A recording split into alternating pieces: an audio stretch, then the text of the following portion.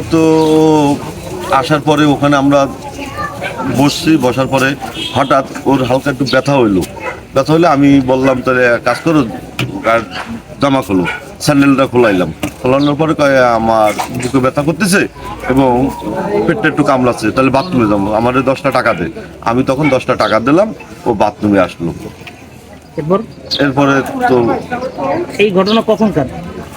বেলা 10টা 40 অথবা 11টা, গতকালকে। আচ্ছা, আর সন্ধান পাইলেন কিভাবে? এখন হঠাৎ এই মানে মুখে মুখে সংবাদে পাইছি। আমরা এখানে 3-4বার আইছি। একবার আমরা পুরো সকালবেলা আইসে পুরুষ টয়লেট দেখে গেছি, তখন পান নাই? না। আর কোথায় খুঁজছেন? আর আমরা পুরো বীজ খুঁজছি এবং ওই মাথা খুঁজছি। পুলিশে খবর দেন নাই? হ্যাঁ, পুলিশে খবর দেন নাই? জি, পুলিশে খবর দিছি। আমরা সন্ধ্যার সময় পুলিশ বক্সে গেছিলাম এবং ওই আপনার মিসিং কমপ্লেন যেখানে হয় ওখানে গেছি। এবং আজকে সকাল 10টা 10:30 নাগাদ আমরা মহিপুর যে আপনার থানা ওখানেও গেছি। আচ্ছা, তার সন্ধান পাইলেন কত ঘন্টা পরে? মিনিমাম তো ধরেন 26-27 ঘন্টা হবে, বেশি হবে। ওয়াইফ আর আমার চাচি শাশুড়ি আইছিল, তো তারপরে তারাও গোসল করতে আইছিল, মানে চেঞ্জ করতে আইছিল। পরে দেখে দুটোটা বন্ধ, একটা খোলা, তো একটাই গেছে। পরে আরেকজন আমার ওয়াইফ ধাক্কাধাক্কি করছে যে খুলে না, মানে শব্দ হয় না।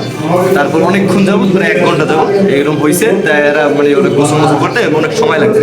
পরে আমার যে বলছে, আমি আসলাম ওই পাশে। বলার পর আমি তাদেরকে আমার ভাইরা রোটোতে দিয়া যে তোমরা যাও রওনা দিয়ে, আমি আইতেছি। পরে আমি বাথরুম করে তারা যে টাকা নেয় তারে বলছি। বলার পরে সে আইসা আর কি ধাক্কাধাক্কি করছে, কোনো শব্দ নেই। তারপরে এই লোকজন আইসা আর কি, যে কর্তৃপক্ষ আইসা পরে আমার চেয়ার দিয়ে ওখানে দেখাইছে। পরে দেখি যে শুয়ে রয়েছে।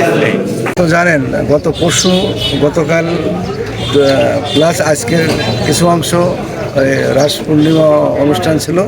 অনুষ্ঠানে ব্যাপক লোকের সমাগম ছিল এবং আমাদের পুলিশের বিভিন্ন ট্রানজিট পয়েন্টে নিরাপত্তা ডিউটি ছিল।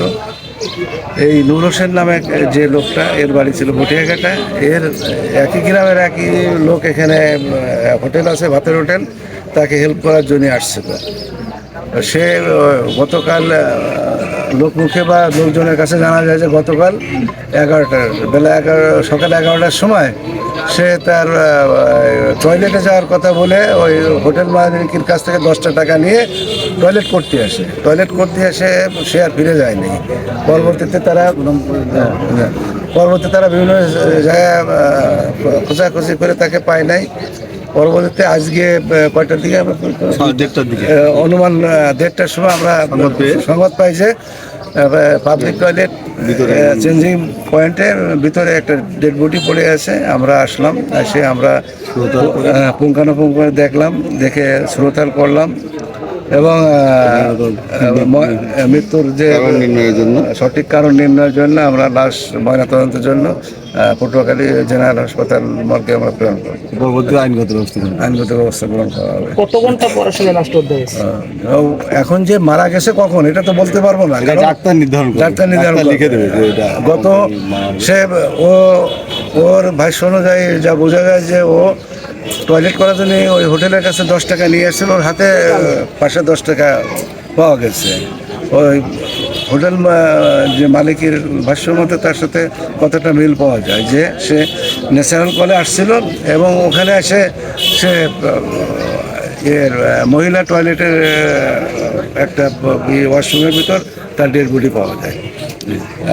এটা পোস্টমর্টমের পরে আমরা বুঝতে পারবো যে বিষয়টা জানা যাবে।